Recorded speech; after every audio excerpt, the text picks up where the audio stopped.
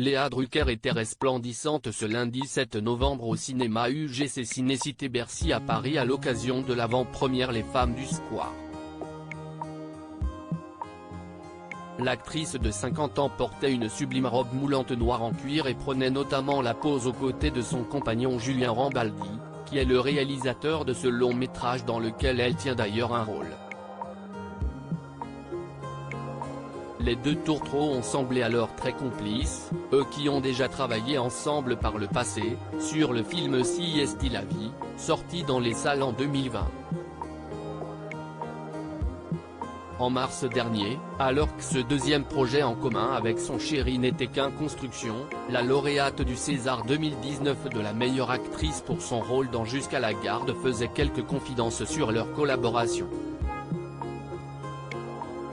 Nous venons de tourner Les Femmes du Square, une comédie dramatique sur les nounous, dans laquelle j'incarne une mère qui porte un drame assez lourd. La première fois, pour Si est-il la vie, j'appréhendais un peu de mêler travail et vie intime, mais là, j'y suis allé en sachant que ce serait confortable, car Julien est un cinéaste qui sait ce qu'il veut, avec lequel on s'amuse, et j'ai une grande confiance dans sa direction, racontait-elle dans les pages de Femina. Une vie tournée vers la famille. Elle expliquait alors vouloir rapprocher les frontières entre sa vie intime et sa vie d'artiste.